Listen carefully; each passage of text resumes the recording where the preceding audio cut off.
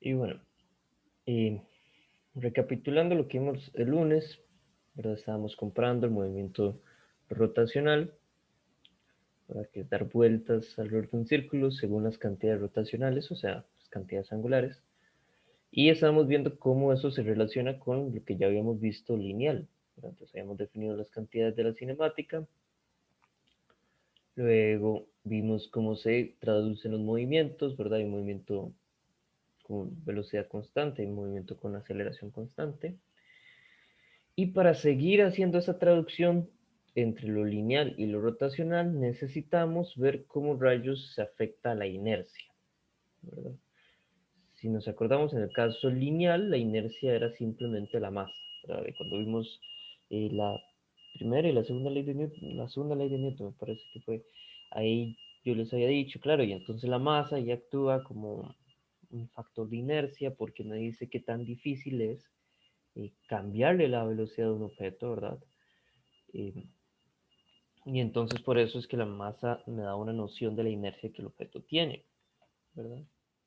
Porque entre más masa tiene un objeto, más fuerza le tengo que aplicar para generar una aceleración. ¿Okay? Ahora, lo que tenemos en este momento son objetos que giran, ¿verdad? Y entonces ahora cabe la pregunta, bueno, ¿cómo es la inercia de un objeto cuando está girando? ¿Okay?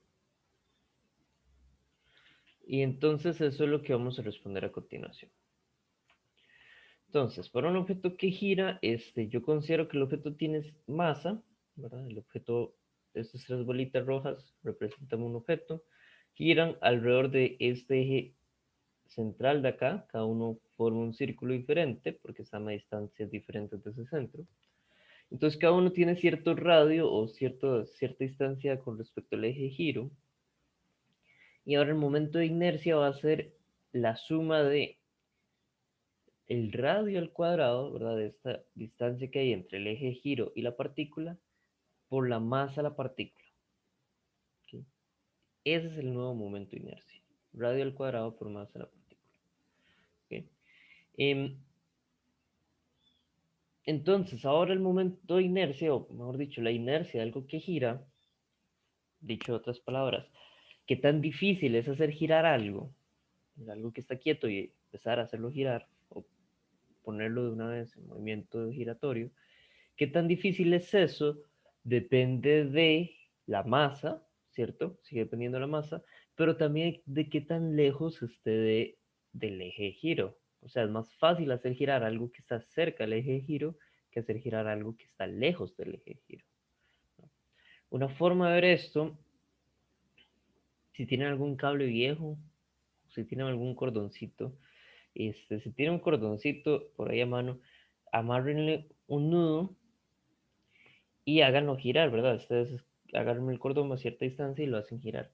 Van a ver que si ustedes alargan el cordón, ¿verdad? El largo del cordoncito, es más, les toma un poquito más de fuerza tener la que le tienen que aplicar para poder girarlo, que si ustedes acortan el cordoncito, ¿verdad? Si ustedes acortan el cordoncito, moviendo un poco menos la mano, generan el giro, ¿verdad? Entonces, por aquello que nunca lo hayan hecho. Yo creo que, bueno, no sé. Yo juego con cualquier cosa que tenga una mano, entonces eso para mí sí era una experiencia común, ¿no? El darle vuelta, agarrar aunque sea el cable del cargador y darle vuelta y ver que entre más chiquitito es el cable, más fácil es darle vuelta, ¿verdad?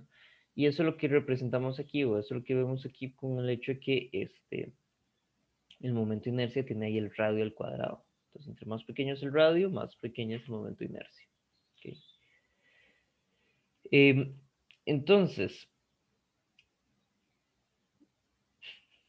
esta suma acá, al igual que pasó con el centro masa, la clase pasada, que eso ahí lo vimos rápidamente, como una suma como las sumas de centro masa se volvían integrales respecto a la masa, lo mismo pasa acá. Esa misma integral, o esa misma forma de plantear una integral respecto a la masa, lo vamos a hacer aquí. Entonces vuelve la integral, la suma se vuelve la integral de la posición al cuadrado respecto a la masa. Voy a saltar un poquillo las imágenes que tengo acá. Entonces, y no sé si es este. Entonces aquí tenemos,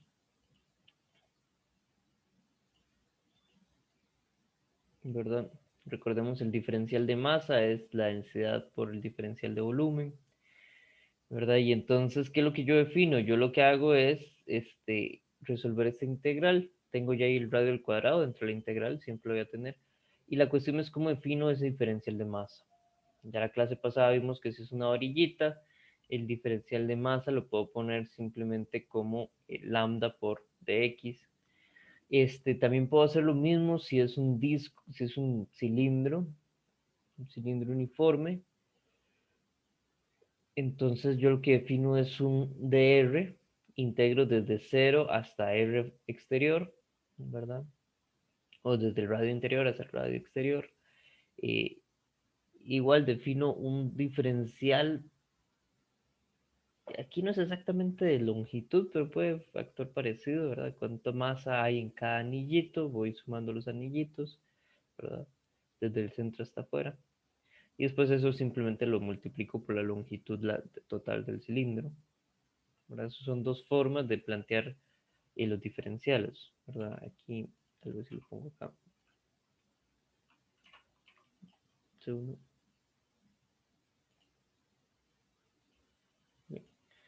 Em,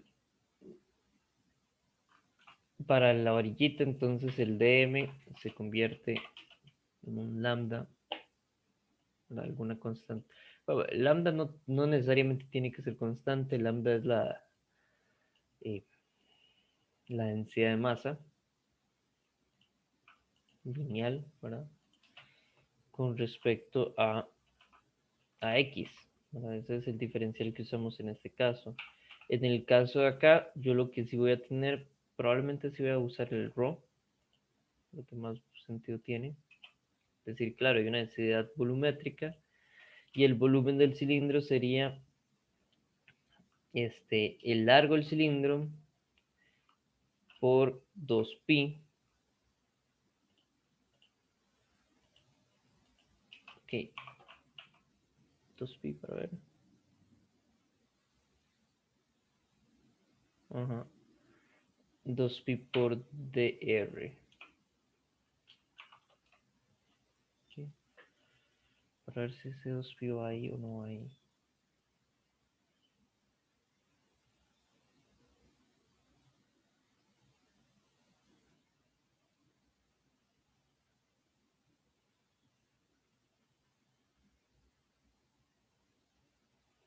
Un segundito.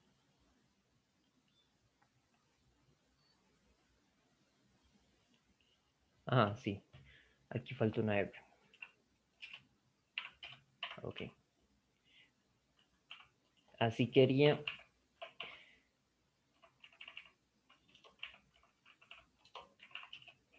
Todo esto aquí, entonces es parte, ¿cómo decirlo?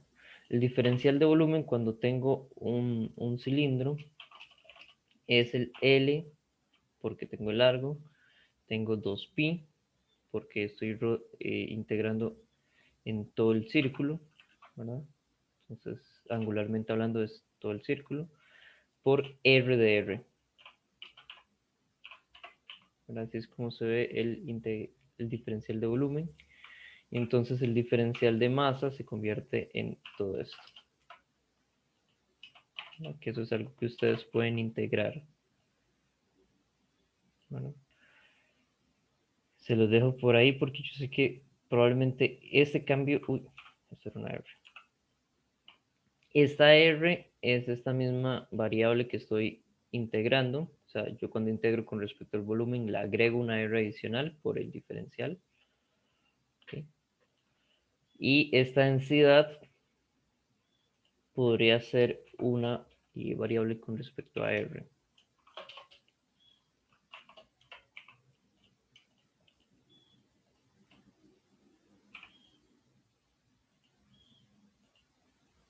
Ok. Por eso es que valdría la pena integrarlo. Ok. ¿Alguna duda de cómo se plantean estas diferenciales? Les digo aquí el del cilindro porque sé que es posible que algún compañero se vuelva loco. Vean que la diferencia entre un cilindro y un círculo es que en el círculo voy a tener un diferencial de área. Para si solo estoy integrando el círculo es el área del círculo. Y es exactamente esto de acá, ¿verdad?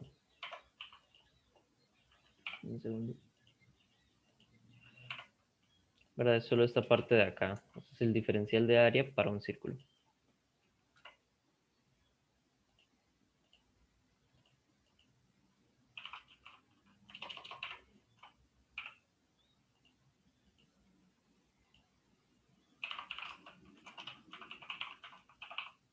Bueno, para un círculo es esto. Para un cilindro. No sé si esto lo vieron en cálculo.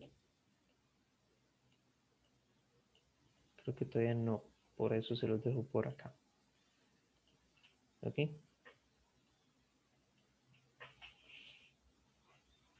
Ahora, este diferencial para un cilindro es lo que ustedes podrían utilizar. En este caso, vean que el cilindro a lo largo va a ser homogéneo a lo largo.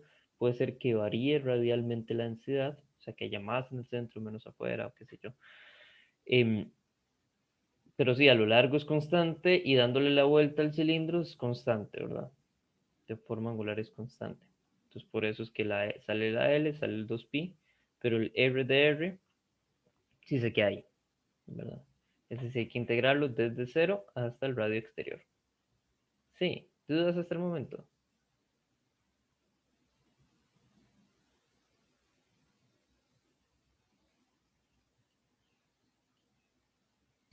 Profe, yo sí tengo una consulta.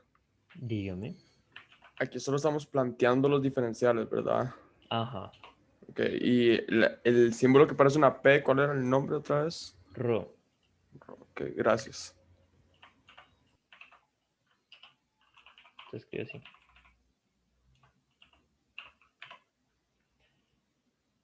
Igual, cuando tenemos área, lo que uno usa no es rho, sino que lo que uno usa es sigma.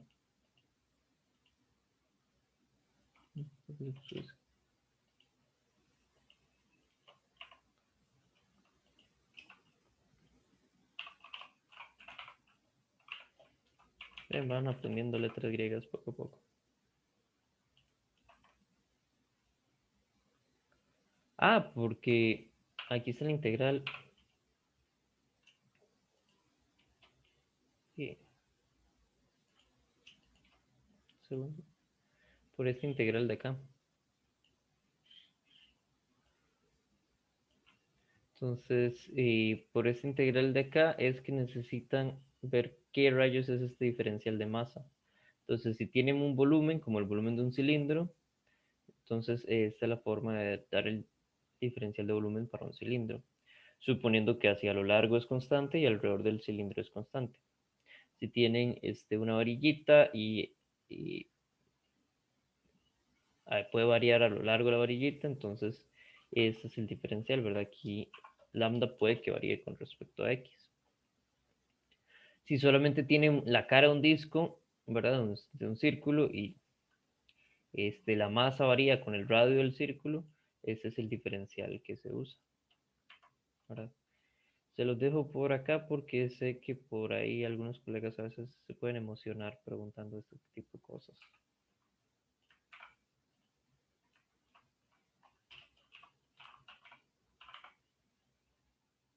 ¿verdad? Entonces, lambda es de densidad lineal, rho es densidad volumétrica y sigma es densidad de área, ¿verdad? ¿Alguna otra duda?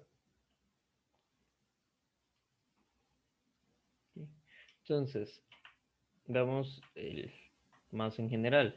Nosotros comenzamos aquí definiendo el momento de inercia como la suma de la posición de cada partícula respecto al eje de giro al cuadrado por la masa de esa partícula. Y voy sumando, ¿verdad? Aquí tengo tres partículas, tengo que sumar la posición de esta partícula al cuadrado por la masa de esta partícula. La posición de la otra partícula al cuadrado por la masa de esa partícula. La posición de esta partícula al cuadrado por la masa de esa partícula. De ahí sumo esas tres. Cuando yo lo que tengo es un objeto continuo, entonces lo que hago es la integral. Y como la suma es sobre el elemento de masa, cuando el elemento de masa se vuelve infinitesimalmente pequeño, se convierte en una integral y por eso es que salen estos diferenciales que yo les estoy diciendo acá. Que se los estoy diciendo porque yo sé que no necesariamente los han visto en cálculo. ¿Ok? Cuidado con los diferenciales de círculos, ¿verdad? Esos son raros. Yo sé que no los han visto, eso es un hecho que no los han visto. Y, pero bueno, por eso se los dejo, porque sé que puede ser que sí se los pregunte. ¿Ok? ¿Alguna duda con esto?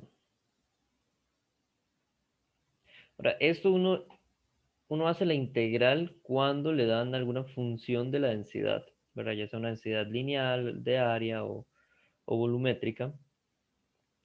Cuando uno hace cuando uno tiene una función de densidad, es que le pueden pedir la integral, ¿verdad? Ahí es donde se vuelve importante la integral. En general, el libro ya integró por ustedes, por dicha, y les da esta tablita, la tablita 10.2. ¿Qué hay aquí? Ese es el resultado de la integral para estas figuras. ¿Ok?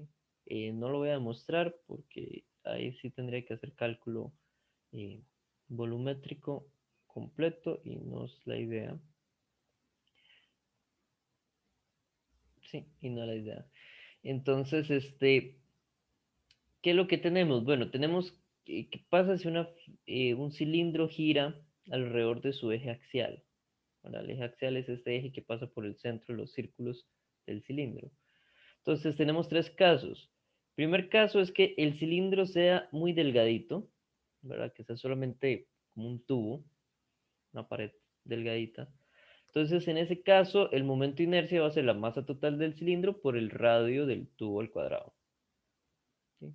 Vean que esto aplica si el cilindro es infinitamente largo o si el cilindro es infinitamente delgado. Puede ser un anillo, puede ser un tubo infinito que sigue siendo masa por el radio al cuadrado. El momento de inercia no se da cuenta de qué tan largo es ese tubo. Lo que le importa es qué tan grande es el radio. ¿Ok? La segunda figura es el otro caso, en donde en vez de ser un cilindro es como una varilla, es sólido desde el centro hasta el puro borde, hay masa a lo largo de todo eso. Y aquí el momento de inercia cambia a un medio de masa por el radio al cuadrado. La tercera figura nos dice, bueno, ¿qué pasa si el cilindro tiene un grosor grande ahí en su pared? ¿Ok? Entonces, lo suficientemente grande como para que yo pueda distinguir el radio 1, que es el radio interior, del radio 2, que es el radio exterior. Bueno, se parece mucho a la del cilindro sólido, pero lo que tiene son aquí un paréntesis con radio 1 al cuadrado más radio 2 al cuadrado. ¿Ok?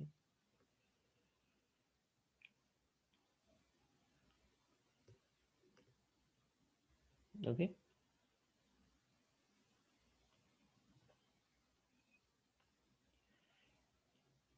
¿Cómo yo sé cuándo uso esta tercera figura? Bueno, esta tercera figura solo se usa en el caso en que me den los dos radios. Si yo lo que tengo es un tubo, y solo me dan un radio, normalmente suponemos que es la primera figura. O si tengo un anillo y solo me dan un radio, es la primera figura. La tercera figura de esa primera columna, solo la usamos si eso es, ¿cómo es que se llama esto? Si me lo indican, si me indican los dos radios. Pero en general vamos a suponer que la pared es delgada, pero suficientemente delgada como para no tomar en cuenta su grosor. ¿Ok? Muy bien, ahora sigamos con la columna del centro. Aquí tengo dos varillas, pero ya no están girando alrededor de su eje axial, sino de un eje que atraviesa perpendicularmente a la varilla, ¿verdad? Em, Aquí entonces la primera figura está girando alrededor del centro de la varilla y en la segunda figura está girando en torno al borde de la varilla. Para, para cuando gira alrededor del centro de la varilla es un doceavo de la masa por el largo del cuadrado, y cuando gira alrededor del borde es ¿cómo se llama esto? Un tercio por la masa por el largo del cuadrado. ¿Ok? Entonces aquí vemos claramente cómo si yo cambio el eje de giro, cambia completamente el momento de inercia. Eso me recuerda que, un pequeño comentario aquí con las integrales, por aquello que tengan que hacer integrales, vean que la integral siempre se hace respecto al centro del objeto. Yo estoy integrando desde el centro del objeto hacia afuera, para que me dé el momento de inercia en el centro del objeto. Ya vamos a ver por qué siempre voy a querer el momento de inercia en el centro del objeto. ¿Sí? Pero si el eje giro no está en el centro del objeto, el momento de inercia cambia. Ahora, estas dos de aquí arriba, vean que da lo mismo si es una varillita delgada o si es una puerta. O sea, si es algo ahí, por ejemplo, esta que gira en torno al borde, da lo mismo que sea esta varillita o que si lo que yo estoy viendo es una puerta desde arriba que tiene cierto alto, qué sé yo, 2,10 m de alto, ¿verdad? Entonces, mm, esa altura no me afecta el momento de inercia, ¿verdad? Ese momento de inercia no sabe cuánto es el radio de esta varillita, ¿verdad? Entonces, no sabe si es una varillita circular, si es una varillita cuadrada, no sabe si es una puerta. Solo sabe que es algo largo, delgado, que se aleja del borde. ¿Ok? Entonces, estas dos de aquí arriba también los vamos a usar para láminas que están en la posición de una puerta. Sí, ok. Y por último, esta de acá abajo es la lámina cuando ya la acuesto sobre la mesa o sobre el piso y la hago girar en torno al centro de la lámina.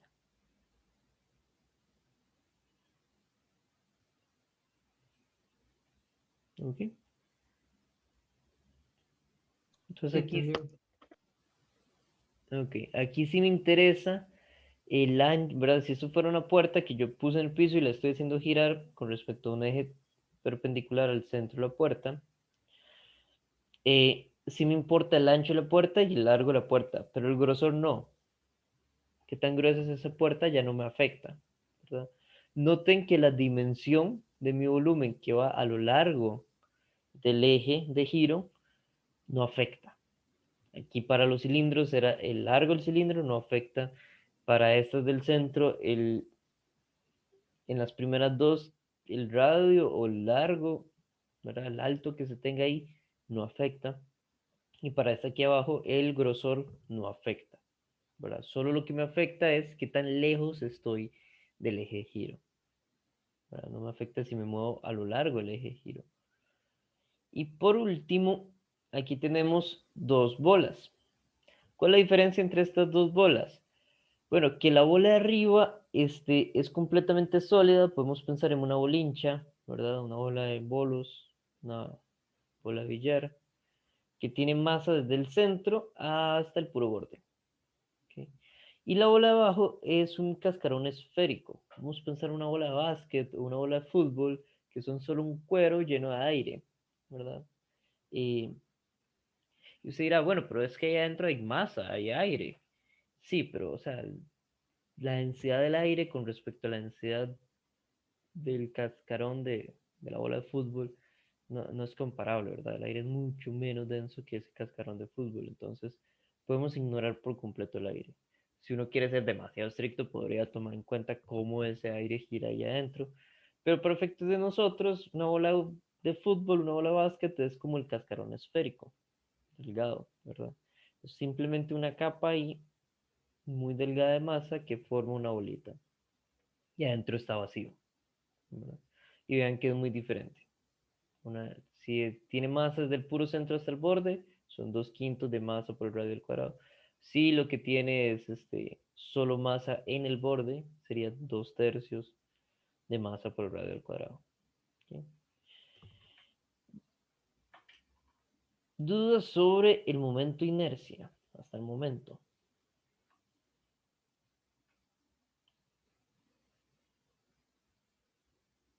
¿Ok? Entonces repito, ¿qué es esta cantidad de esto que estamos viendo cómo se calcula? ¿Qué es esta ahí? Eso quedó por aquí botado. Es ahí,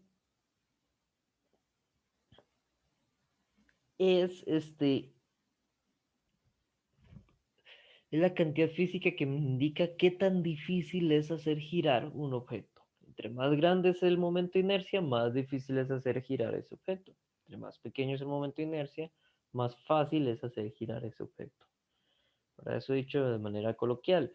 El momento de inercia ya he dicho un poco más técnicamente hablando, entonces lo que me dice es eh, qué tan grande la inercia de un objeto con respecto al giro. ¿Ok? Ok, ahora, como yo les dije antes, si yo muevo el eje de giro, yo obtengo un momento de inercia nuevo. Entonces, demostrémoslo con la varillita, que ya sabemos cuál es el resultado. La varilla que gira en torno a su centro de masa es un doceavo de masa por el largo al cuadrado. Ahora, entonces yo voy a mover ese eje de giro hasta el borde, ¿verdad? Entonces, si yo muevo el eje de giro, perdón, hasta el borde, el momento de inercia cambia. ¿Cómo cambia? Según el teorema de ejes paralelos. Entonces digo que el momento de inercia nuevo es igual al momento de inercia del centro de masa más la masa total del objeto por la distancia que estoy moviendo el eje de giro, perdón, al cuadrado. ¿Ok? Entonces, en este caso, el eje de giro lo estoy moviendo la mitad del largo, lo estoy moviendo hasta el puro borde. Quiero ver si me da la otra, ¿verdad? Tengo que llegar a 1/3 de masa por el largo al cuadrado. Entonces decimos, claro, el momento de inercia respecto al centro de masa es lo que tenemos aquí, masa por el largo al cuadrado entre 12, más lo estoy moviendo, entonces pongo la masa al total por la distancia que lo moví. La distancia que lo moví es L entre 2. Hay que acá 1 al cuadrado porque aquí la distancia está al cuadrado. Aquí podemos seguir con la matemática, nos damos cuenta que 12 es 3 por 4 y aquí 2 al cuadrado es 4, entonces a la segunda fracción la multiplico arriba y abajo, o sea, en el numerador y el denominador por 3 y ya me queda una fracción homogénea porque tengo aquí tengo 12, listo. Entonces tengo ml más 3ml, l al cuadrado en cada caso, entre 12, queda 4ml al cuadrado entre 12, pero bueno, 4 cancela con 4 y queda 1/3, que era justamente lo que nos había dicho el libro, ¿verdad? Entonces, siguiendo este pequeño ajuste, ¿verdad? Que es el teorema de ejes paralelos, si yo conozco el momento de inercia respecto al centro de masa, o sea, normalmente eso sería el centro del objeto, puedo conocer el momento de inercia en cualquier otro punto del espacio, ¿verdad? Yo simplemente tengo que ver a cuánta distancia del centro de masa está mi eje de giro de interés, ¿verdad? Y aplico este teorema. ¿Dudas con el teorema de ejes paralelos?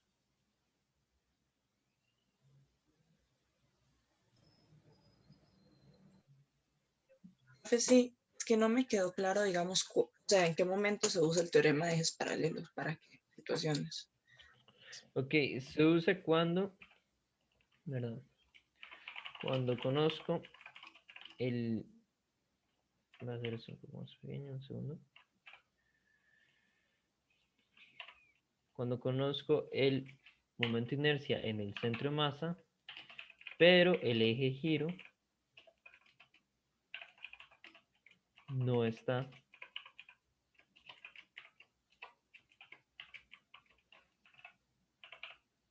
en el centro de masa, ¿verdad? Entonces, yo sé cuánto es el momento de inercia con respecto al centro de masa, ¿verdad? Que vean que todas estas figuras, excepto esta que está, ¿verdad? La varilla con respecto al borde, todas las otras, el eje de giro pasa en el puro centro del objeto. Entonces, todas esas son momentos de inercia con respecto al centro de masa. Esta de la varilla en el borde no, ¿verdad? Y entonces, ¿cómo? Y entonces ahí es donde me doy cuenta que tengo que usar esto. Por ejemplo, tengo una bola, aquí tengo una bolita. A esa bolita le amarré un cordón y gira. Miren aquí, ese es el cordoncillo. Y gira en torno a este eje acá.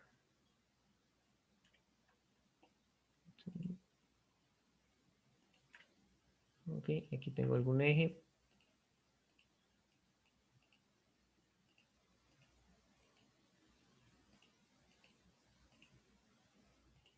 Ok.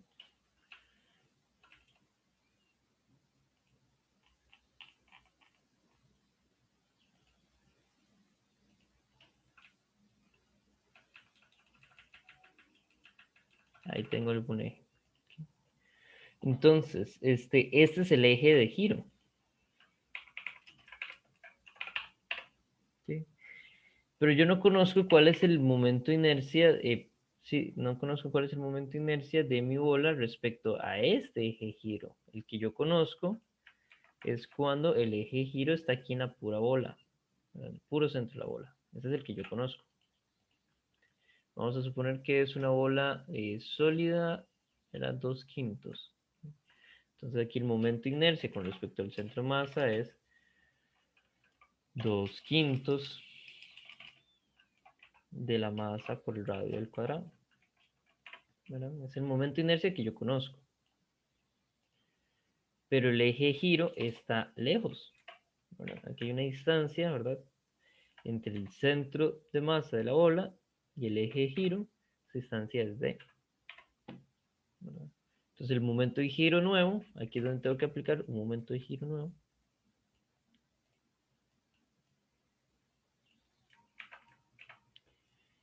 Va a tomar este momento de inercia del centro de masa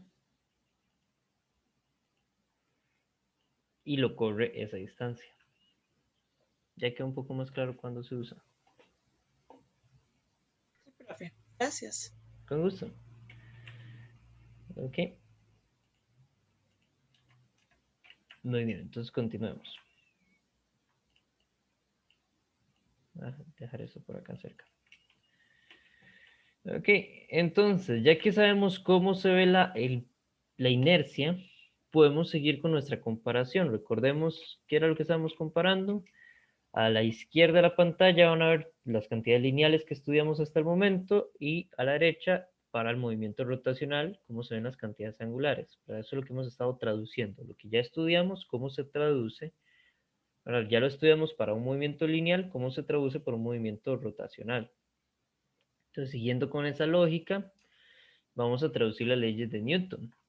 La primera ley de Newton era la primera condición de equilibrio. Me dice que la suma de fuerzas es igual a cero.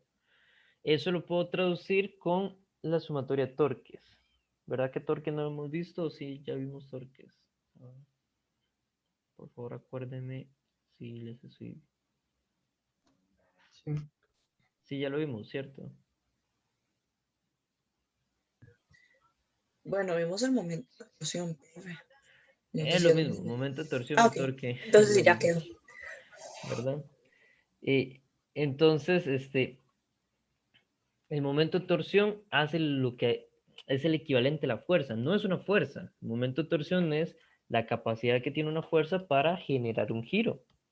Y la fuerza es una acción sobre un objeto que lo mueve, ¿verdad? Que puede generar un movimiento.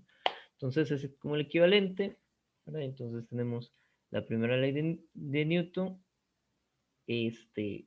ya sea en el caso lineal es la primera condición de equilibrio y en el caso angular o rotacional es la segunda condición de equilibrio. Entonces, ahora cuando andamos buscando un equilibrio real, total, ¿verdad? No solamente nos fijamos que las fuerzas sean cero, sino que también esas fuerzas generan, este,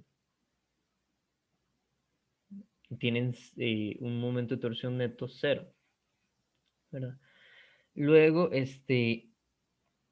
viene la segunda ley de Newton, que ya la podemos traducir, ¿verdad? En el caso lineal era que la suma de fuerzas es igual a masa por aceleración, y lo vamos traduciendo. La fuerza se traduce por momento de torsión, ¿verdad? Es como el equivalente. La masa es inercia, el equivalente a inercia es momento de inercia, que lo acabamos de ver. Aceleración, esta aceleración cambia la velocidad, entonces es el equivalente a la aceleración angular, ¿verdad? Entonces así se ve la segunda ley de Newton en el caso rotacional. Como suma de momentos de torsión es igual al momento de inercia por aceleración angular. ¿Cómo se traduce la energía cinética? Bueno, la energía cinética de que algo avanza, eso se llama traslación, es que tengo masa por velocidad al cuadrado sobre 2. Ahora, para la energía cinética de que algo gira, lo traduzco, digo, bueno, masa es una cantidad de inercia. ¿Cuál era la cantidad de inercia en el giro?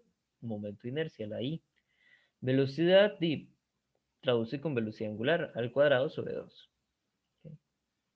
Entonces así puedo traducir estas tres ecuaciones que ya conocíamos, de lo lineal, que ya saben cómo usarlo y son excelentes en eso, a lo angular, ¿verdad? Que yo creo que la primera condición de equilibrio incluso ya hicimos ejercicios con eso, ¿no? Pero bueno, ya aquí entonces saben cómo se ve la segunda ley y ya saben cómo calculo la energía cinética de que algo está girando, ¿ok? Y entonces, ya que sabemos que lo lineal es avanzar y lo rotacional es girar, podemos analizar un movimiento un poquito más complicado, que es el movimiento de rodamiento. Rodar es el hecho de que usted está avanzando mientras gira. O sea, cuando usted rueda, usted hace esas dos cosas, todo lo que vimos a la izquierda y todo lo que hemos visto a la derecha, al mismo tiempo, ¿verdad? Esto es como cuando estábamos viendo movimiento en una dimensión, luego vimos el movimiento en dos dimensiones con movimiento de proyectiles, usted hacía cosas en X y cosas en Y.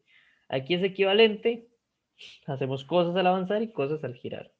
Entonces mezclamos todo en un solo movimiento. Y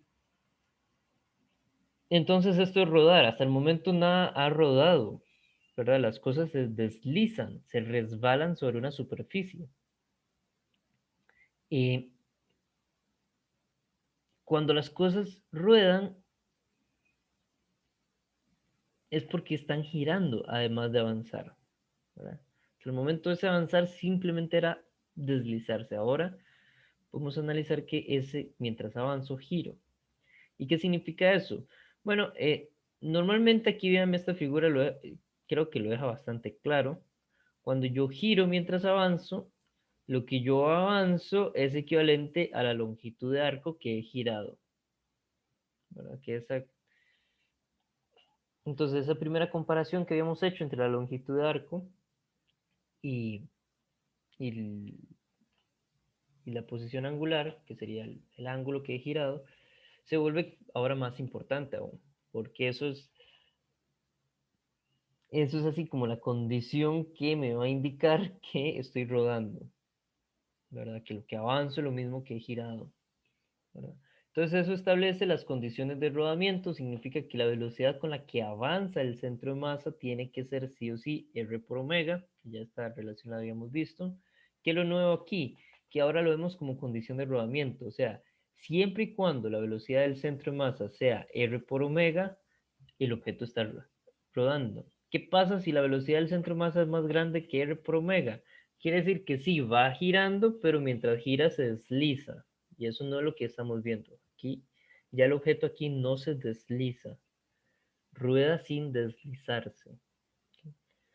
Y bueno, también tenemos que por consiguiente se va a cumplir que la aceleración del centro de masa va a ser R por alfa.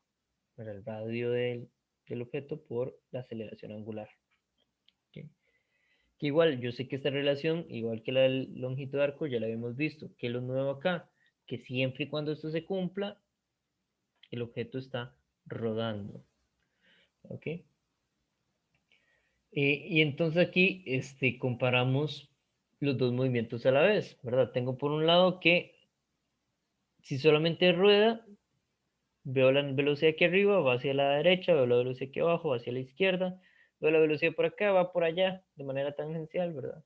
Y el centro de masa no se mueve, tiene velocidad cero. Si solo se traslada, avanza hacia adelante con la misma velocidad que el centro de masa avanza hacia adelante, que aquí arriba es la misma velocidad con la que avanza hacia adelante. Todos los puntos avanzan hacia adelante, ¿verdad? En cambio, si está rodando ¿verdad? Si está rodando, o sea, si se traslada y rota, o sea, si avanza y gira, ¿verdad? Traslación es avanzar, rotación es girar, sumo vectorialmente esto, el centro de masa suma cero más la velocidad del centro de masa, entonces avanza. Pero vean que si yo analizo cada punto, el punto de abajo tiene una velocidad hacia adelante, que es VCM, y una velocidad hacia atrás, que es R omega.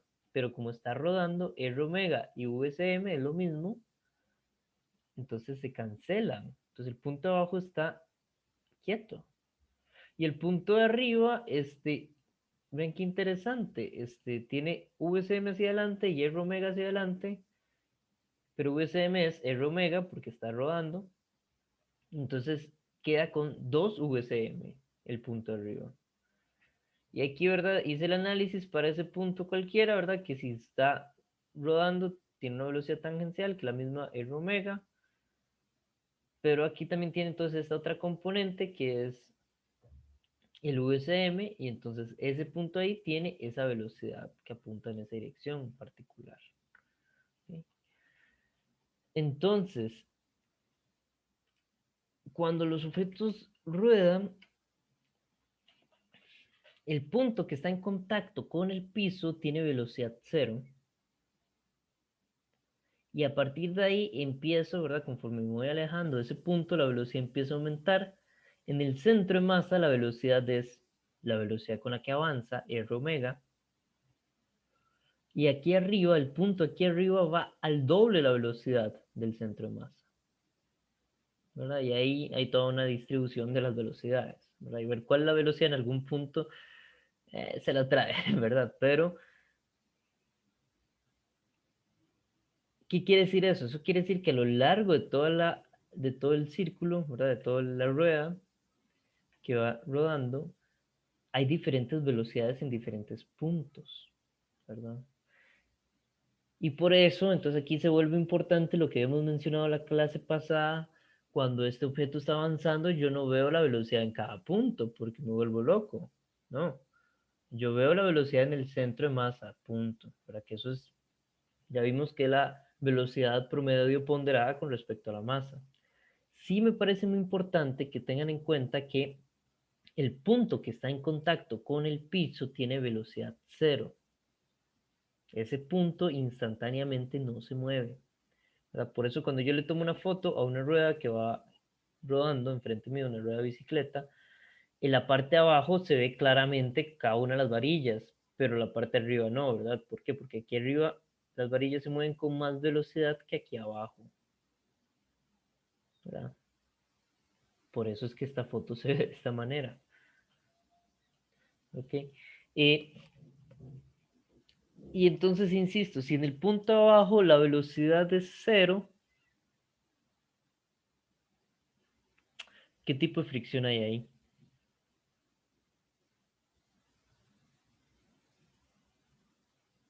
Estática, profe. Estática. ¿Ok? ¿Y hacia dónde apunta?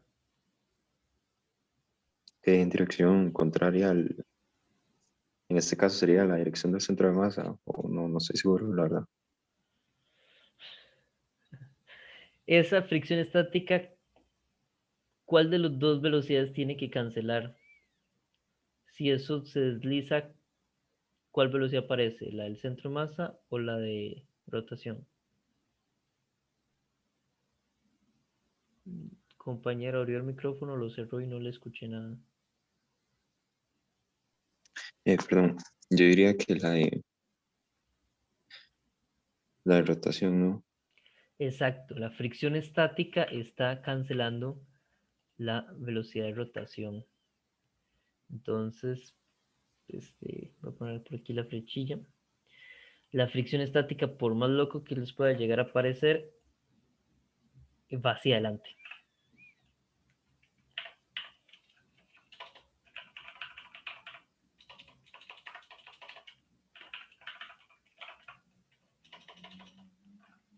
Una fricción estática. Ya, logré escribirlo. Entonces la fricción estática apunta hacia adelante. Era igual acá.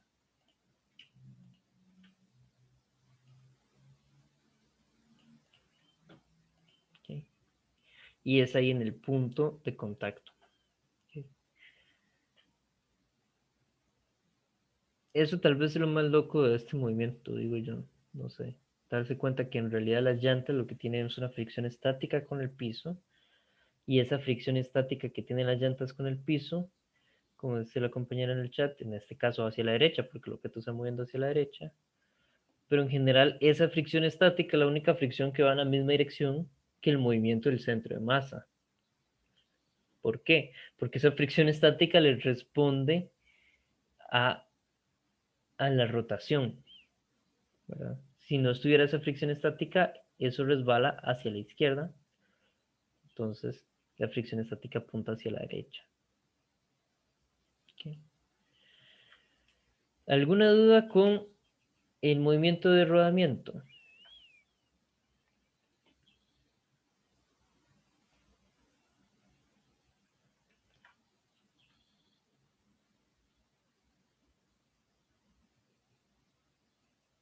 Okay. Muy bien. Entonces continuemos.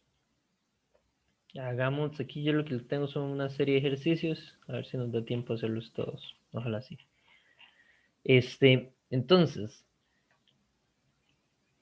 lo primero que tengo es este ejercicio. Dice, una rueda de molino tiene una forma de un disco sólido uniforme de 7 centímetros de radio y 2 kilogramos de masa. Parte del reposo y acelera uniformemente bajo la aceleración del momento de torsión constante de 0.6 newtons por metro que el motor ejerce sobre la rueda. ¿Cuánto tarda la rueda en alcanzar su rapidez operativa final de 200 revoluciones por minuto? ¿Y cuántas revoluciones da mientras avanza? ¿Okay? Entonces, saco los datos. Lo primero que me dicen son datos de la rueda como tal. Entonces tiene el radio, 7 centímetros. Eso sería 0.07 metros. Y la masa es 2 kilogramos.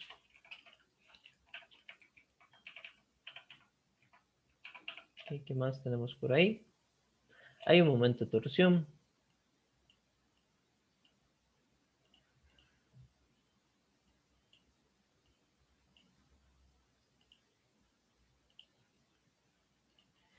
El momento de torsión es 0.600 newtons por metro. Okay, y me piden velocidad angular final y rotación. ¿Qué es lo que me piden cuando me dice cuántas revoluciones da? La velocidad angular. Eso es lo que me pide arriba cuando me dice cuál es la rapidez operativa final. No. No, me dicen que la rapidez operativa final son 200 revoluciones por minuto. No, eso hay que convertirlo. Y me dice cuánto tiempo tarda, eso es lo que me está pidiendo. Y abajo me dice cuántas revoluciones da mientras acelera, ¿qué es lo que me está pidiendo ahí?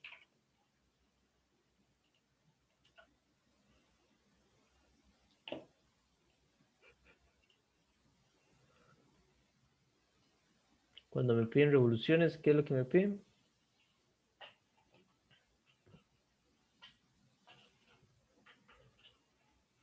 Las revoluciones son unidades de qué?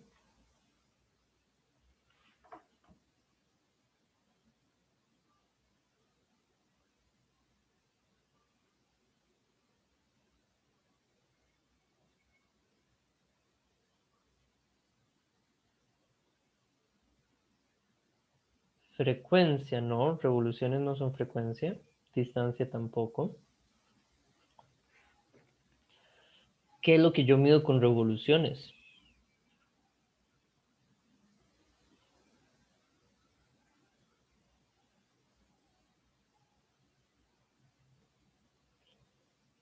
No, la velocidad es revoluciones por minuto.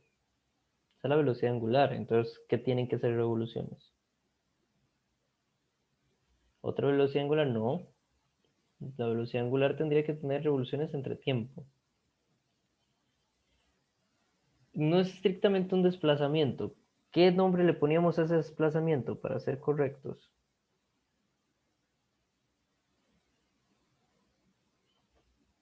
Si es una especie de desplazamiento, vueltas. Ajá, una revolución es una vuelta completa. Entonces, ¿de qué estoy hablando aquí cuando hablo de revoluciones?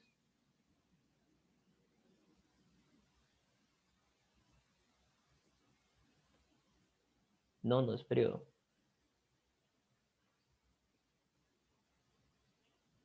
Giros. Ujú. ¿Qué es el giro? ¿Qué variable es el giro? ¿Qué tengo que calcular? Sí, una revolución son 360 grados. Entonces, ¿qué variable me están pidiendo cuando me dicen cuántas revoluciones da? Ya sabemos, ahí el compañero nos dijo, una revolución son 360 grados. ¿Ok? Se los dejo ahí como dato curioso, que ya en teoría saben. Entonces, es lo mismo que 2 pi radianes. Ajá. Eso sigue siendo parte de este dato curioso. ¿Qué me piden? ¿Qué es lo que me están pidiendo en la parte B cuando me dice cuántas revoluciones da mientras acelera? ¿Qué es lo que están pidiendo? ¿Qué tengo que calcular?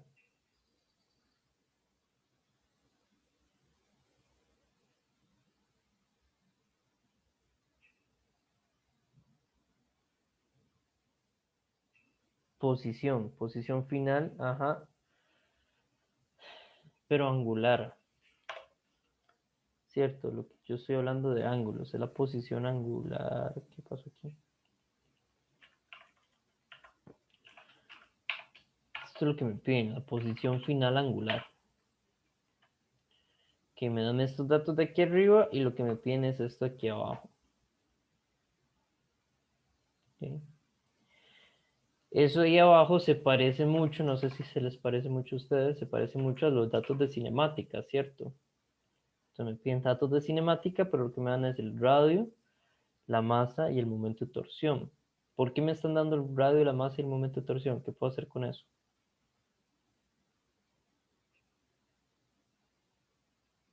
Calcular el momento de inercia, ¿no?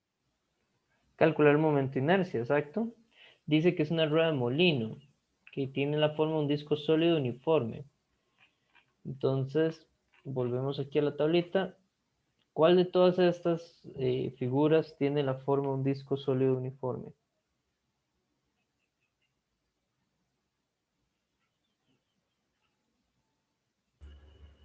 El cilindro sólido. El cilindro sólido, ¿verdad? Entonces, copiamos esa de ahí. Y nos lo llevamos a nuestro problema.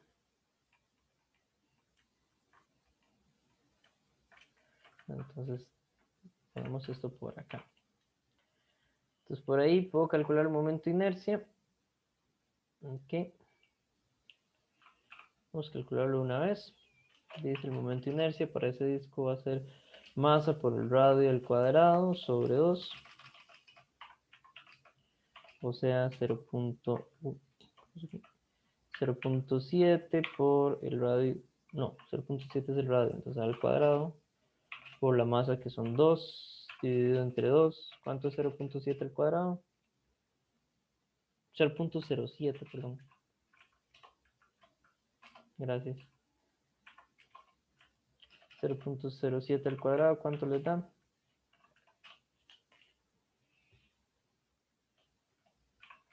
4.9 por 10 a la menos 4, ¿cierto? No, menos 5. ¿Alguien que me confirme?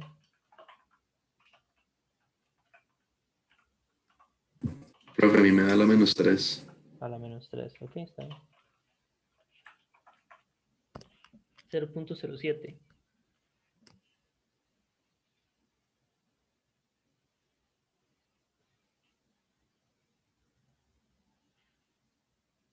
No me suena que a la menos 3, pero seguro.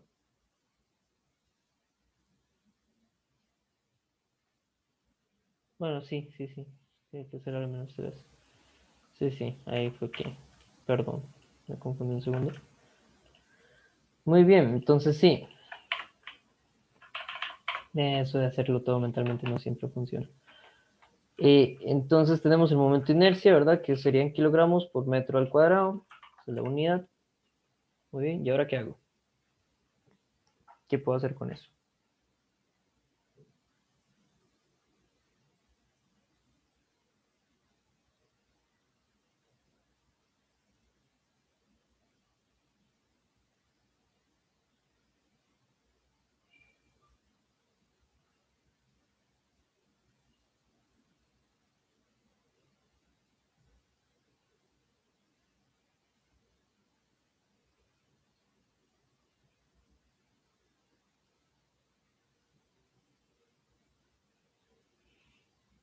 ¿Qué hago ahora? ¿De qué me sirve tener eso ahí?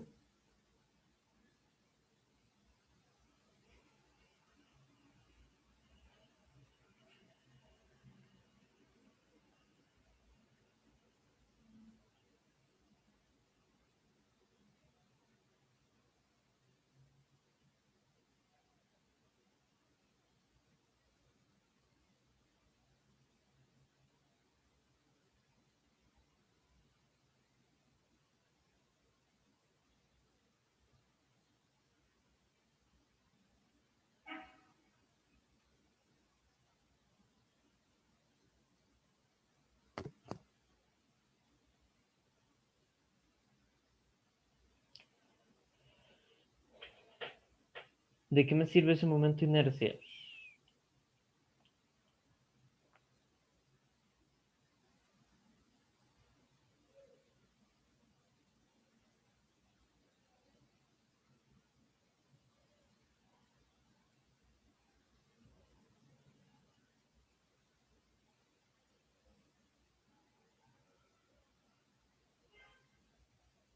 ¿Alguna duda? ¿Alguna?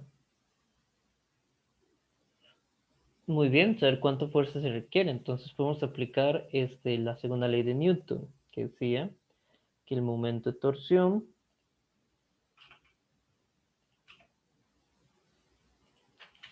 el momento de torsión es igual a I por alfa.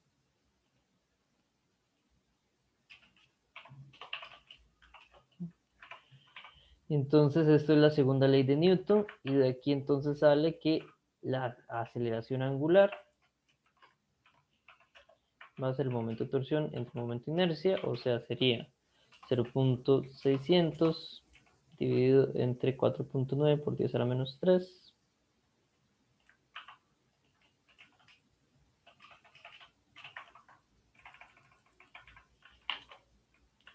¿Ok? ¿Cuánto les da la aceleración angular?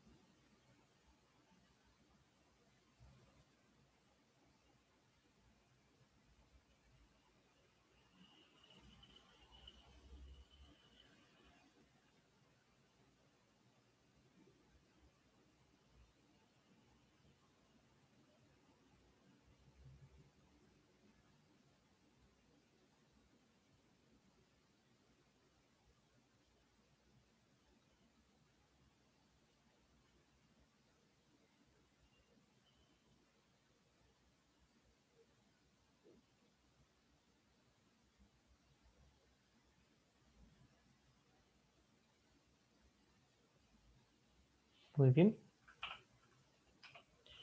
122.45. ¿Qué unidades tiene esto?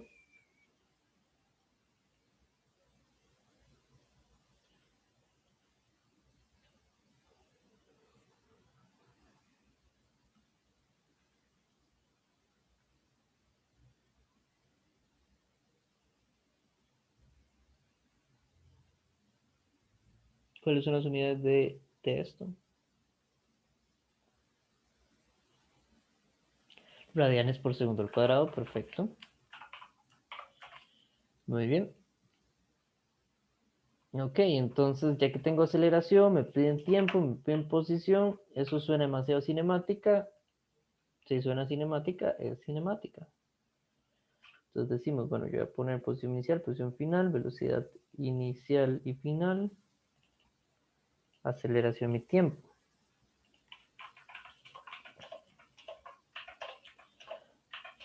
Ok, entonces lo primero que me piden es el tiempo.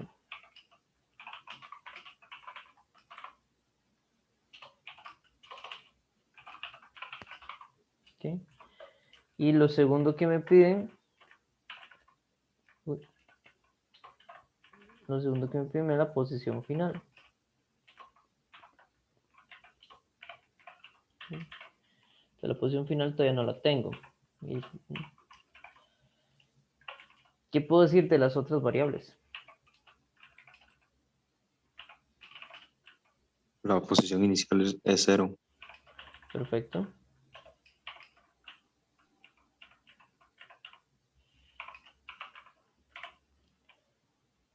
¿Qué más?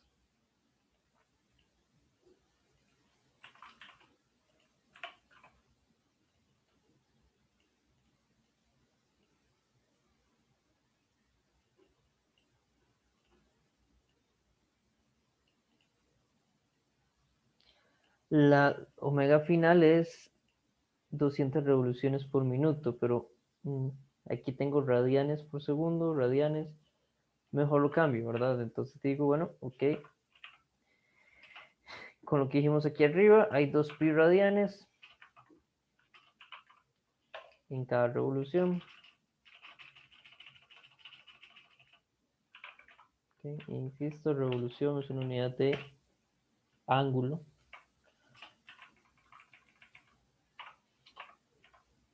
Okay. Y hay en un minuto 60 segundos. ¿Cuánto les queda esto?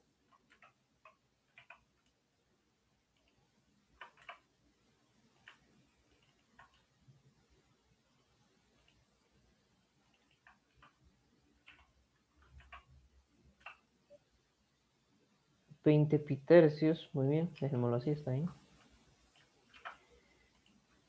Son 20 pi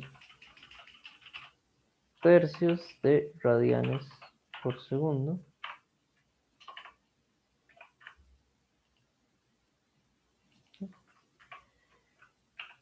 Aquí lo voy a poner como 20 pi tercios. Okay. ¿Qué más,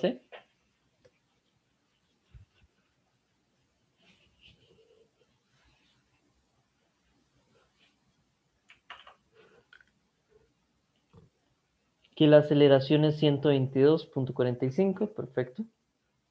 Radianes por segundo al cuadrado. Y empieza en el reposo.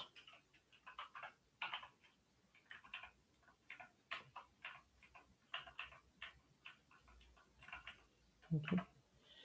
Muy bien. Entonces, es un movimiento acelerado. Voy a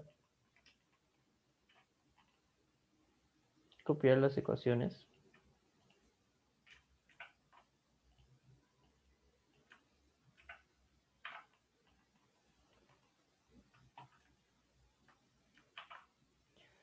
¿Cuál ecuación uso?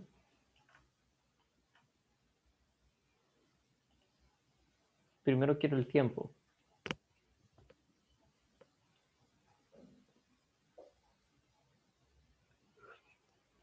La primera, exacto. Omega es igual a, omega final es igual a aceleración por tiempo más omega inicial. Pongámoslo así.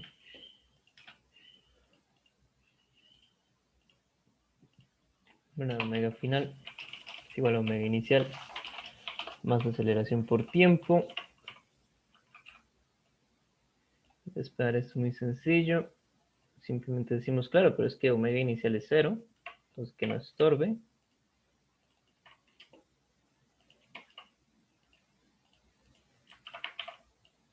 Y una vez que quitamos esa omega inicial, me doy cuenta que simplemente tengo que mandar a aceleración a dividir. Y listo.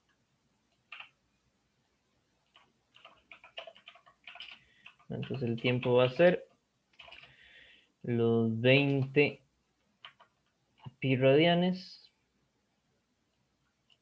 entre 3. Voy a ponerlo así. Dividido entre 122.45. Esto me da 0.17. Perfecto. Y segundos. Okay. Ya tengo el tiempo. ¿Cómo consigo la posición final?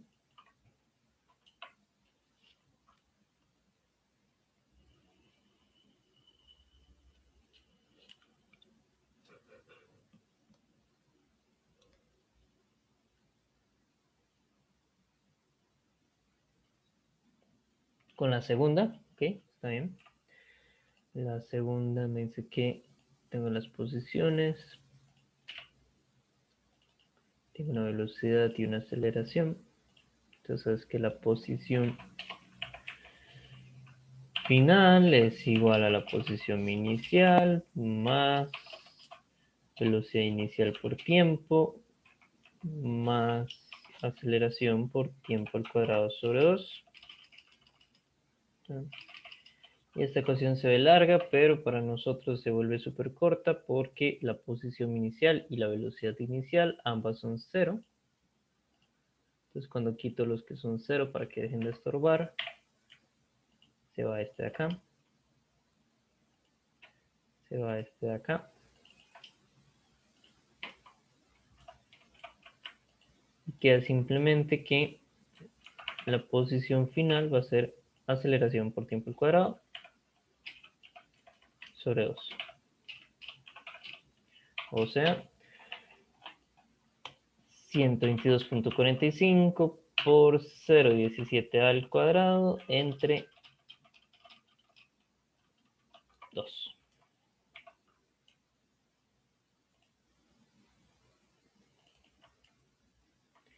El compañero le da 1.76, 1.77. Okay. Supongamos que 1.6769, ok, sí, perfecto. Es 1.77 radianes. ¿Es esto lo que me piden? ¿O qué tengo que hacer?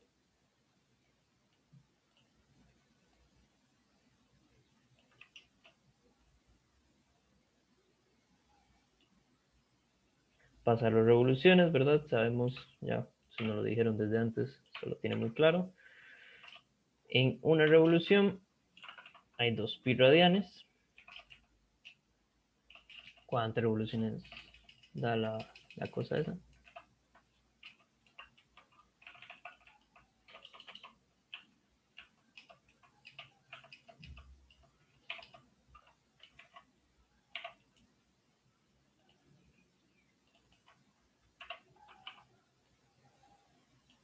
.28 vueltas.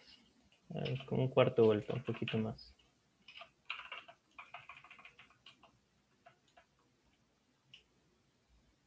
Okay. ¿Dudas?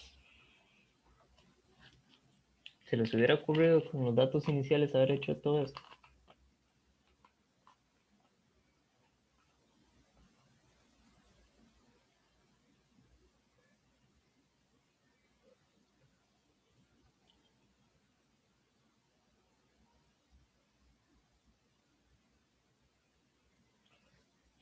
No.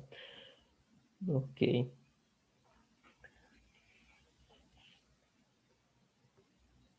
Pero bueno, vean que entonces, ahora el momento de inercia va a ser algo importante que hacer jugando.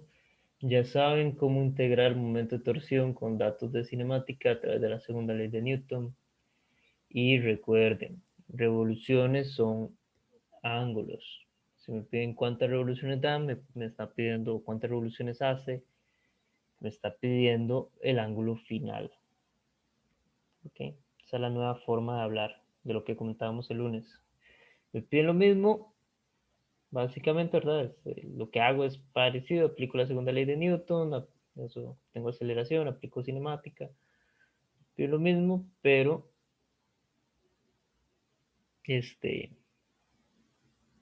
desde una perspectiva diferente, ¿verdad? Desde una forma de hablar diferente.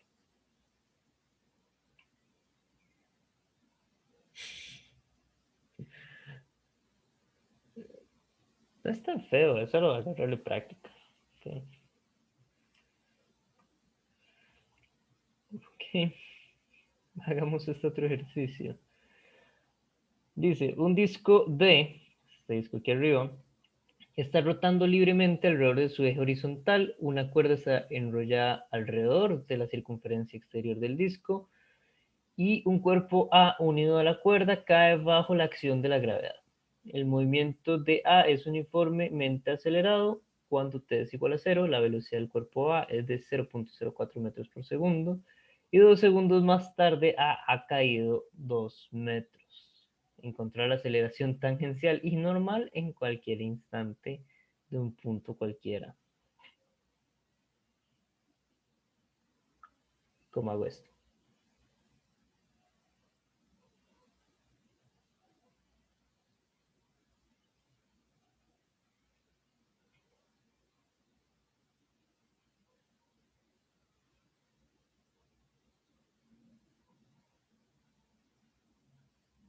Ok, entonces tenemos que el disco está girando.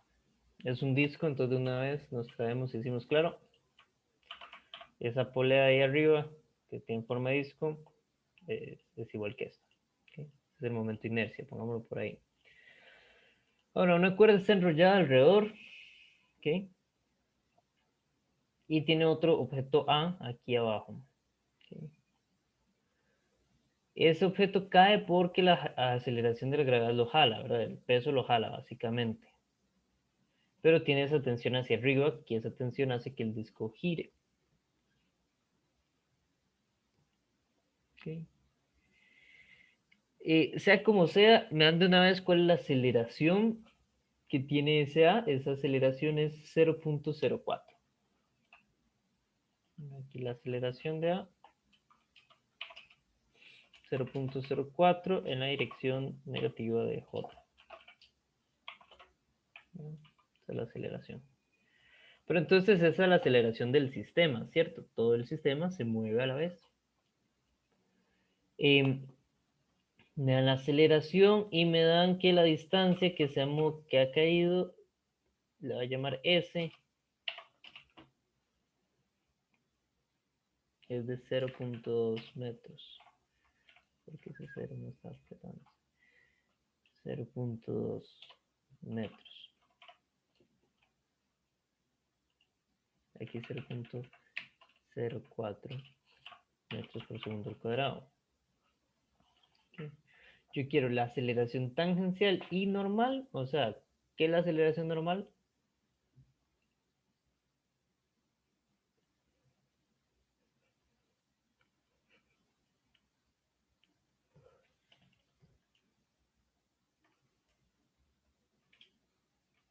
¿Qué es la aceleración normal? Centrípeta. La centrípeta. Muy bien, entonces quiero la aceleración tangencial y la aceleración centrípeta en cualquier punto del borde del círculo, ¿verdad? Aquí me dan un dato adicional en la figura, casi no se ve, pero ahí lo dan. El radio es 0.1. Okay. ¿Cómo calculo la aceleración tangencial?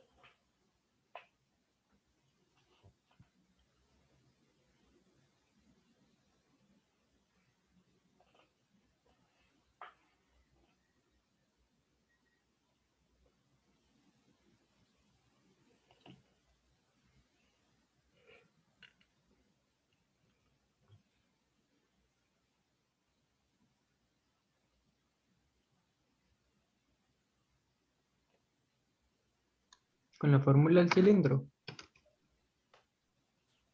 No, y en se realidad, despeja ¿qué espejo? la aceleración, algo así era como se hizo antes. Ah, pero me necesito un momento de torsión. No tengo un momento de torsión, no sé cuánto es la masa de nadie. Entonces en realidad eso no me sirve. ¿Cómo se relaciona esta aceleración del objeto que cae con la aceleración de del cilindro.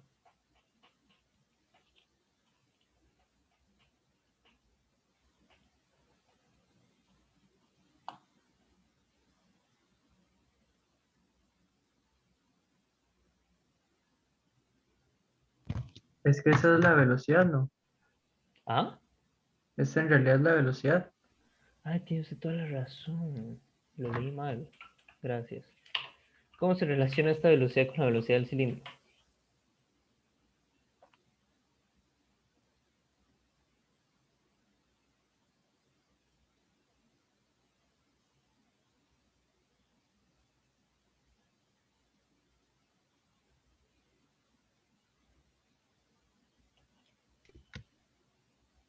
Es la velocidad tangencial del cilindro. La velocidad tangencial del cilindro. Ajá. Entonces el cilindro va a tener exactamente esa misma velocidad en el punto tangencial. Ahora, esta es la velocidad al inicio. Esta cosa va acelerando. Ok.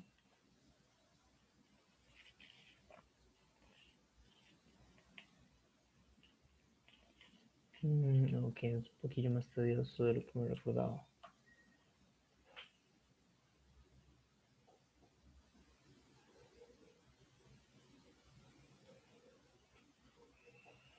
Ok.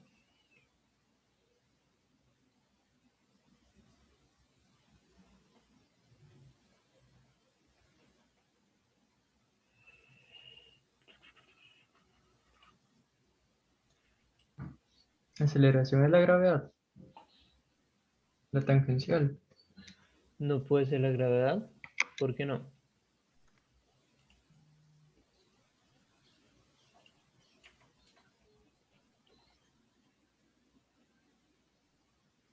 Así es, dice que cae bajo la acción de la gravedad, pero no sé. Porque, o sea, sí, o sea, la gravedad lo jala, pero a la aceleración no es 9,8, porque aquí tengo, ahora recordando lo que vimos con Newton, aquí tengo el peso, perdón, eso es mg, aquí tengo la tensión,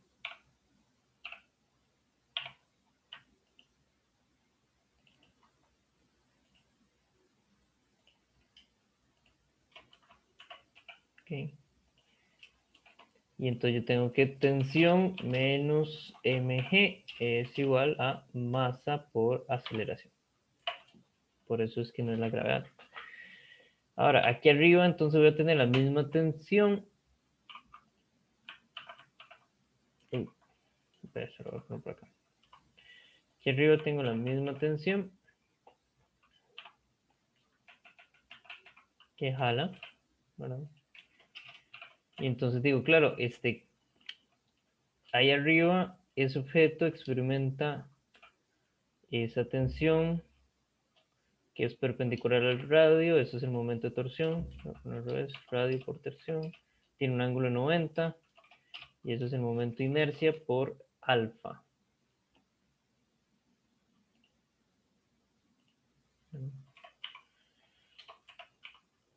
Que yo sé que ese alfa es, ¿verdad? La aceleración tangencial es esta misma aceleración con la que baja ese objeto. Yo sé que esa alfa va a ser la aceleración tangencial entre el radio. Ok. Pero no es que no me dan información de las masas. Este camino ocupo las masas. ¿Se ocupan las masas?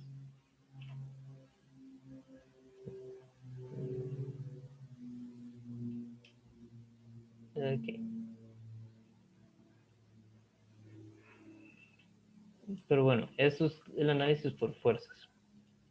Démoslo por aquí un segundito. El problema de este camino es que por ahí está el I, que el I ocupa la masa de la polea y ocupa la M, que es la masa del objeto que cae. Ahora, aquí hice esa relación de que alfa es igual a el radio por, perdón, el radio por alfa es igual a la aceleración tangencial. Que resulta que esa aceleración tangencial va a ser la misma aceleración con la que cae en el objeto Y. ¿Verdad? Entonces es una ventaja. Si yo consigo alfa o la aceleración con la que cae este objeto,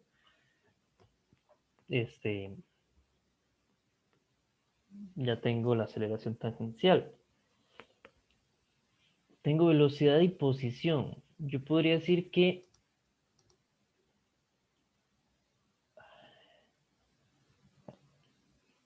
para ver, podría intentar analizar la cinemática de eso.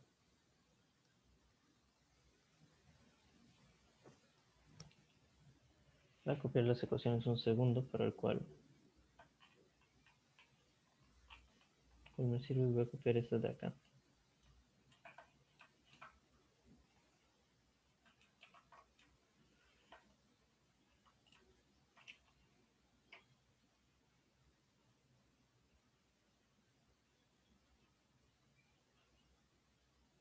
Ok.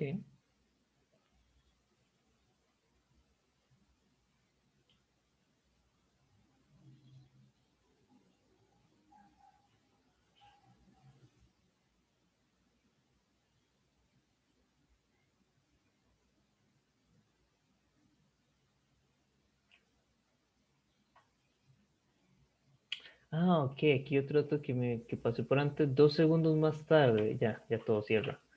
Dice que 2 segundos más tarde, entonces aquí también hay otro dato que no copié antes, son 2 segundos. Ahora sí. Muy bien, 2 segundos más tarde, cayó esta distancia, entonces puedo usar la segunda ecuación. Voy a ponerla diferente, dice que la posición final, bueno, la posición inicial es igual a la posición inicial, más la velocidad inicial por el tiempo, más aceleración por tiempo al cuadrado sobre 2. Bueno, ¿cuáles son mis datos? Esto, vámonos por acá. ¿Cuáles son mis datos? Mis datos es que la posición inicial la voy a poner en 0, mi posición final es 0.2. La velocidad inicial es la que tengo ahí, 0.04. La velocidad final no tengo la menor idea. La aceleración me lo que ando buscando. Y el tiempo, era el dato que me faltaba, que lo leí, son 2 segundos. Dice, y 2 segundos más tarde. ¿Ok? Entonces, ya que sé todo eso, de aquí puedo sacar la aceleración. Sé que la posición inicial es 0, entonces que no me estorbe. Entonces decimos, claro, voy a pasar esa velocidad inicial a restar al otro lado.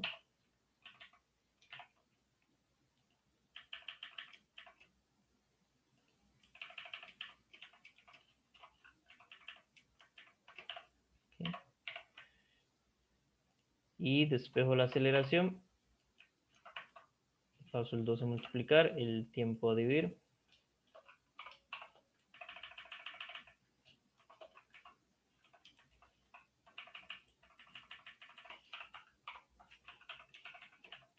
Y listo, esa es la aceleración.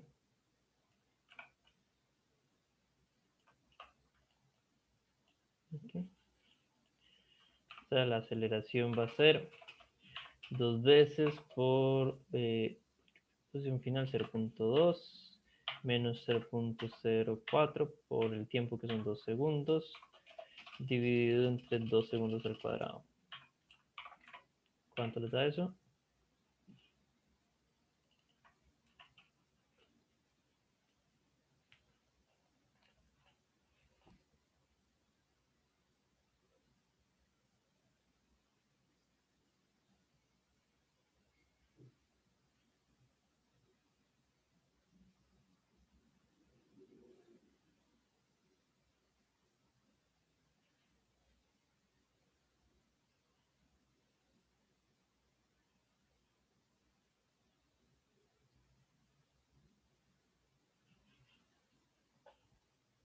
0.06.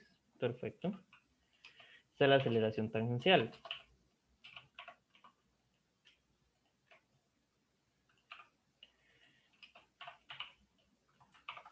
Muy bien. Y para la aceleración centrípeta, yo sé que va a ser la velocidad al cuadrado entre el radio. Ok. Entonces simplemente ocupo alguna ecuación que me dé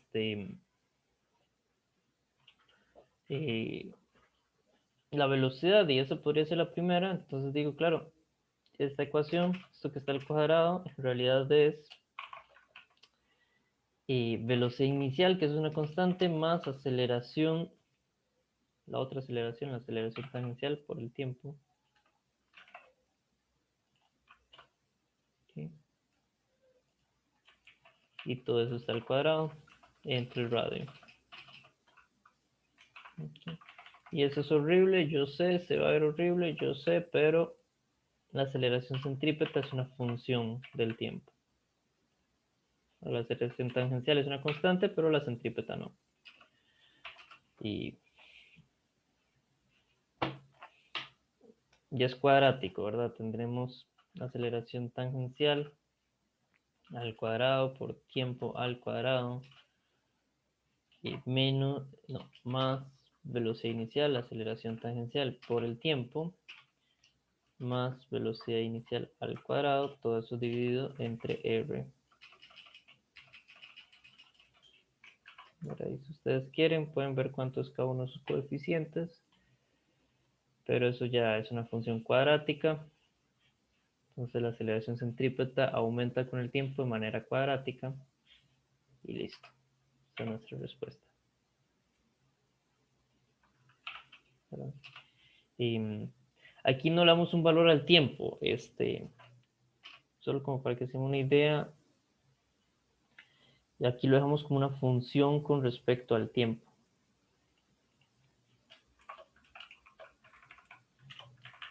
Entonces, ¿qué es lo que meto acá?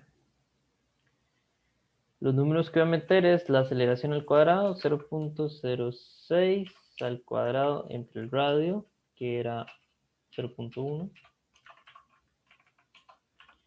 Eso queda con el tiempo al cuadrado. Más, la velocidad inicial es 0.04 por la aceleración 0.06 dividido entre el radio 0.1 por el tiempo, más un último coeficiente que es la velocidad 0.04 al cuadrado dividido entre el radio 0.1, ¿verdad? Es una ecuación cuadrática con coeficientes constantes. Toda ecuación cuadrática tiene coeficientes constantes. Ok, y listo, esa es la aceleración centrípeta. Se va a ver horrible, es una ecuación cuadrática, yo sé, pero ahí está. Okay. ¿Vieron la importancia de sacar todos los datos del problema? Ok, ¿dudas? Profe, Dígame. una consulta, ahí lo que desarrolló fue un producto notable, ¿verdad? Ajá. Ah, aquí falta un Ahí, 2. sí, eso le iba a decir, que si faltaban dos. Listo. Aquí falta un 2.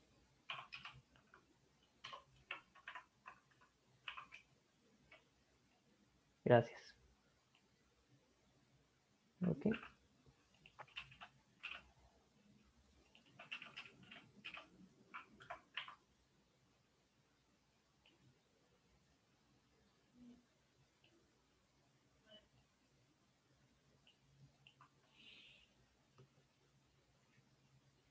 Ok.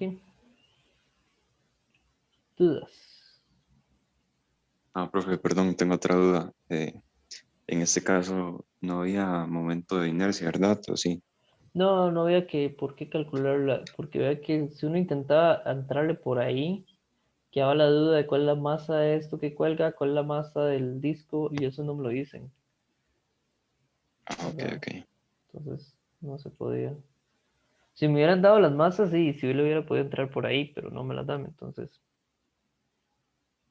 Hay que buscar por dónde.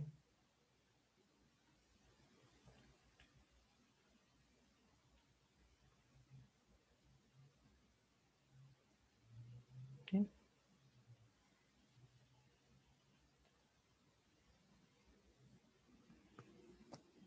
Estamos, entonces, no creo que me dé tiempo a hacer todos los otros ejercicios. Igual son muy bonitos, inténtenlos. Eh, son estos de acá, estos son, yo los traduje porque son del Resnick, ¿verdad? Del Resnick, del libro que se llama Física, la quinta edición. Bueno, porque hay otro Resnick que se llama Fundamentos de Física, ese no es. Es el Resnick que solo se llama Física, es el que tienen que estar. ¿Y por qué le digo estos? Porque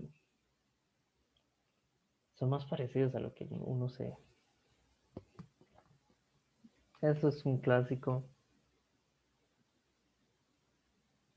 Este no es tan clásico, pero sí es interesante, es simbólico, entonces es interesante que lo resuelvan. Este acá si lo logran resolver, es que están entendiendo. Y este aquí simplemente es para practicar em, el teorema de ejes paralelos. Pero esto es así como la versión en esteroides, entonces no se preocupen. No va a ser tan complicadillo. ¿Ok? Entonces ahí se los dejo. El 17, el 29, el 38 y el 22 del Resnick. Inténtenlo si me avisan cómo les va. Profe, una pregunta rápida. Dígame. En ese caso de la rueda de arriba, que está Ujú. como tocando esa superficie, ahí cuál normal tomaría uno en cuenta. Digamos, en caso de un caso hipotético que no tenga que tomar en cuenta la normal, ¿cuál se tomaría en cuenta? En realidad ninguna. Este, Ah, ok, ok. ¿Por qué ninguna? Porque ese es el punto de giro. Usted quiere poner aquí el punto de giro.